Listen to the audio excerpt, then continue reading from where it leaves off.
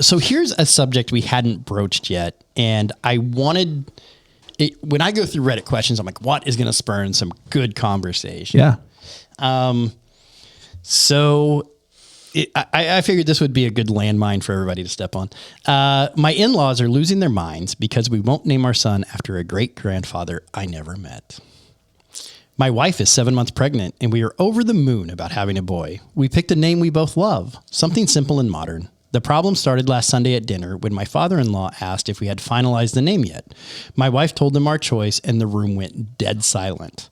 You would have thought she announced something like naming him Lucifer or something. Apparently, there is some sacred family tradition where the firstborn son has to be named after his great-grandfather. The name is not great. Think something like Eustace or Barnaby, but the local equivalent that sounds just as dusty. I told him straight up that we are not going to do that, and his face turned bright red and started going on about family legacy and how it is a sign and disrespect of the ancestors. My mother-in-law even started tearing up, saying the old man would be turning in his grave. The worst part is that my now wife is feeling guilty. She hates the name too, but she grew up with this family is everything atmosphere, and she's actually considering it just to keep the peace. I told her that we were the ones raising this kid, not her parents, and he has to live with whatever name we give him for the rest of his life. Am I being the jerk here? I feel like if we give in now, they'll try to control every single thing about how we raise him. My father-in-law even sent me a long text this morning about how I am breaking a chain that has lasted for 4 generations. I haven't replied to him yet because I know he will say something I will say something that I might regret later. Has anyone else dealt with this kind of entitlement from in-laws during pregnancy? Wow. A little bit. My mother hated Veda's name. She tried to get me to change it the whole time I was pregnant. And my response was, I read through this entire book of 10,000 plus baby names, and I know you hate the name Veda, but that's her name. And so I understand you people pressuring you. My sister also was pressured by my mother to change the name she gave her daughter. Sorry, Mom. But I think it's a generational thing because I'm sorry, but if they don't break the generation now, that kid won't. That kid's not going to grow up and name their son Eunice or Bernard. I mean, everything comes back eventually. Eventually. Maybe. My grandfather's name was on my dad's side was Oscar, and his joke was my parents didn't love me because you don't name something you love Oscar, right? That was something he said often. His dad's name was Van. Like the big van, right? It's a passenger car. Why do you love that? I don't know. Right? The question's more about in-laws pressuring in on a marriage and outside influence on marriage, right? We had a tradition, and my son has middle name is the name of my dad. We had this tradition and it was a no-brainer because it's not a crazy bad name. It's not horribly dated yet, so it's that. But in experience, and I'm pretty sure, because I have eyes in Facebook, that people have issues with their in-laws being overbearing on things. Yeah. So when it comes to naming a child, I feel like that's a big misstep that's a forever thing. That's not I don't like your cheese dip at the party, Linda. That Right. is do a lifelong thing that might end up with this child suffering. Right. Yeah, because no kid wants to go to school with the weird names.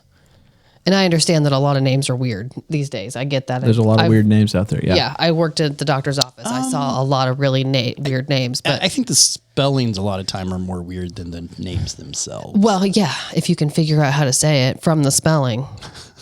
I did go to college with a kid named Millennium Falcon Star Cruiser.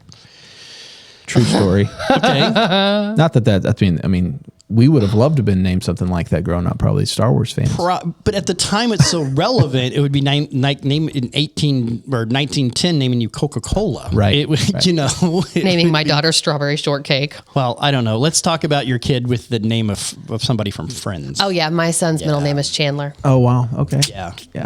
That's.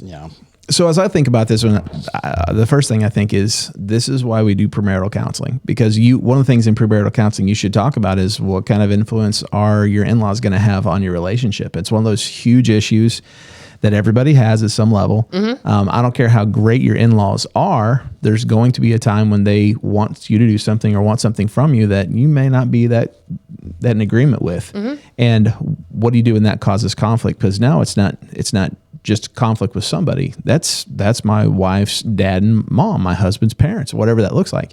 And that is a different level of pressure because it's not just any relationship. And so navigating, how do we handle disagreements? How do we handle misunderstandings between our in-laws? That's a huge thing that you need to have a big, long conversations with, strategies about as you're moving into the relationship and before you make the commitment to be together. To say, all right, this is the way we think things need to be. Because if you're not on the same page with this, it's huge issues for a long time. Sometimes, it's insurmountable issues. And so that's my first thought. Second thought is we need to learn how to set boundaries in a relationship. I mean, because clearly somebody thinks they have the right to trample all over everything. Like if they're telling you how to name your child, especially if it is the father of the bride telling the husband how he's going to name his firstborn son. So if we go back to all the old traditional ways, that's not the way the ball rolls. And so there's so many levels of impropriety here. And that's not necessarily even a counselor's hat thing, but ultimately, why does this guy think he has the right to, come in? So that's where you need to have prior discussions with your spouse to say, hey, these are some of the expectations that we have. As far as naming kids goes, our kids, we think they have unique names. Everybody thinks their kid has a unique name. But my first son, his name is Ryder. And we told people, if it's a boy, we didn't know the gender of our child. We waited and found out later. But we told them, hey, it's going to be Ryder. And we had one friend that said, oh, why would you do that? And we're like, why do you, they were close friends. I'm like, why do you feel like you have the right to say that? And from that point on, we realized with that person, we have to keep boundaries in place or they're going to always trample all the things that we hold dear, going to, negate the things that we think are important. And so it's important to have those conversations and be on the same team ahead of time. One of those things, particularly when it relates to in-laws, is to understand those pressures on your spouse. There's a lot of different things. I can tell you, I'm 48 years old. If my dad calls me and says, hey, I need you to do this right now, I'm probably going to do that because that's my dad. It's ingrained into me. But we have to put our spouse first and have that conversation where, hey, listen, you need to know that when I feel honored, I feel loved, I feel cherished whenever you don't just negate everything I have to say because your mom disagrees with me. Those are huge issues. And that's how in-laws come in. And in-laws get a bad rap in culture. My in-laws are amazing. I haven't always had the quality of relationship now that I have with them because when we got married, I was immature and not head in a lot of ways. We had to learn how to communicate better. We had to learn how to have some different expectations because, quite frankly, there were some things that they just kind of thought would happen because they had always happened before we got married. Well, now my family has to be taken into account. So having those conversations beforehand, knowing where you're going to land beforehand, that's huge. I think another big thing with families too is me and my family are not close at all in any way, shape, or form, right? Yeah. And I think that happens. I don't think it's any, I'm not disparaging or whatever, but you see those families out there that are just not like that's just their culture. That's the culture they're raised in and done. And then you marry somebody and then their family's really ingrained. That's a hard thing to do because sometimes, and even if your mom's listening, sometimes I'm like, tell your mom no, like you're a grown person, do whatever you want, because in our family, it was 18 independent. And a lot of families are like that. So I think that's probably, it kind of sounds like there's that dependency still on the family maybe, or that in there. So that is a weird dynamic when you don't have to deal with your in-laws because they're never around. Right. And then all of a sudden, you do. It can be a difficult thing because, especially at this late in life, like I could tell, like their firstborn son, the way they're talking, just the language. These people are probably relatively young. There was no age number on that. But as you get older, it's just kind of like, I don't want to deal with what your mom has to tell us we should do about our life. Yeah. So for every mile of road, there's 2 miles of ditch. Yep. One of those ditches is enmeshment. That is, we are so tied in. My happiness is directly tied to your happiness. If you're upset with me in some little way, my whole world has to be wrecked. We are so tied in. I can't make my own decisions. There's a codependency that's built in there. That is a very unhealthy way to live. The other ditch is disconnection. Like, I'm just going to do my thing. I don't care if you do what you, maybe, if we disagree, we're fine. We never talk again. That's also unhealthy. The place where you want to be is we love each other. We have relationships with each other. We also have autonomy. We can make our own decisions. We can feel good about ourselves. If you're upset with something, I don't have to be upset with something. If you are a Cardinals fan, I can still cheer for the Royals, whatever that looks like. Now we should all be Chiefs fans when it comes to football. That's my opinion. But you have the ability to have your own opinions and to be respected, even if those opinions are different. That's the sweet spot that we want to aim for.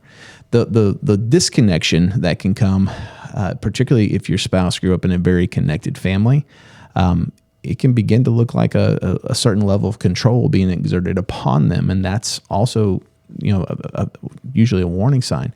Whenever someone is deeply connected to their family and then they're ripped away from that, for whatever reason, it's very discombobulating. And sometimes it creates an unhealthy internal struggle between you and them that they may not even bring up to you, because if they've grown up enmeshed and now they're with you with wanting some space, they're probably not going to say a lot of things. They're just going to let resentment grow and build because they don't feel safe being able to bring that up to you, because it feels as if you've already discounted that thing, their family, that is so important to them.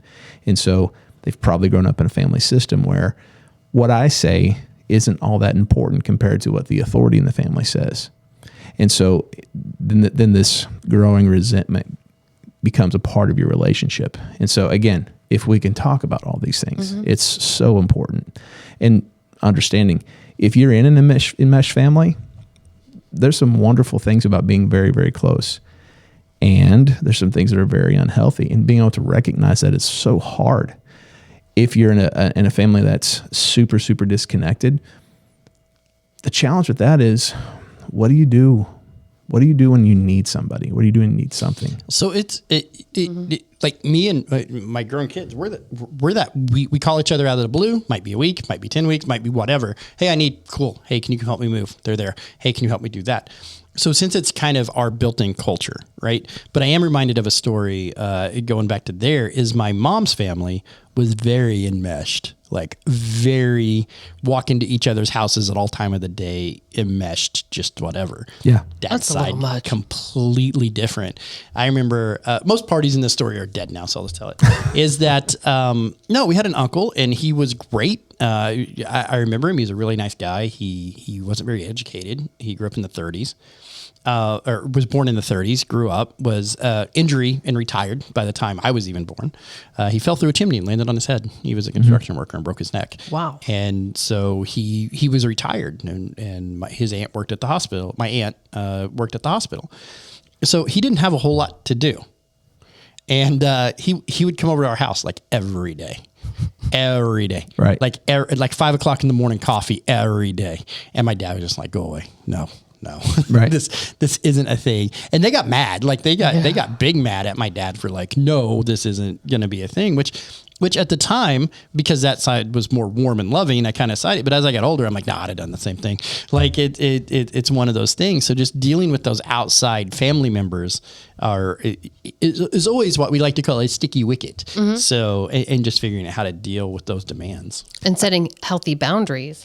Absolutely. Like you said, I never knew how to set boundaries. This is the healthiest relationship I've ever been in. Right. So Wow. when we got together, there were even times that he would say, you are very unself-aware. You lack self-awareness. Oh yeah, I do. You don't set boundaries with your family. No, I didn't know that was a thing. So I refused to move 10 minutes away from my family as a grown-up with children because my mom got mad. It was 10 minutes. That was Right. it. And so I did exactly what my mom wanted me to do, even at the age of 30, Right. because I had no idea how to set boundaries. So, setting those boundaries is vitally important. It's also good to know, like, families that are disconnected are typically disconnected for a reason. Yes. And it's not because we love to be together that we're disconnected.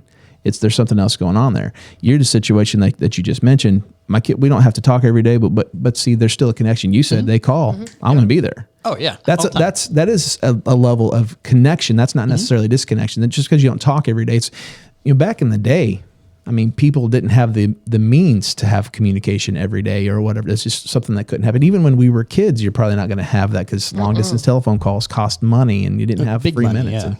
And so you don't have to, you can be connected, but not have communication every single day or all that kind of stuff. But the point of the matter is that, are we in a place where we're healthy? Are we in a place where we have autonomy, but also connection? If you're disconnected, you're probably not going to have a strong sense of who you are. And that's a terrible thing to give to your children. You want them to grow up and know, hey, if nothing else, mom and dad love me. They care for me. Mm-hmm. Mom and dad are going to support me. They're going to have my back. Unless they think I'm doing something stupid, then they're going to tell me I'm doing something stupid. Absolutely. And our kids need that as well. But in that place of enmeshment, mom and dad might love me and care for me, but they're only going to really show it if I'm doing exactly what they have to say. And so I'm going to choose the career that they want me to be in, not necessarily the career that I want to pursue on my own.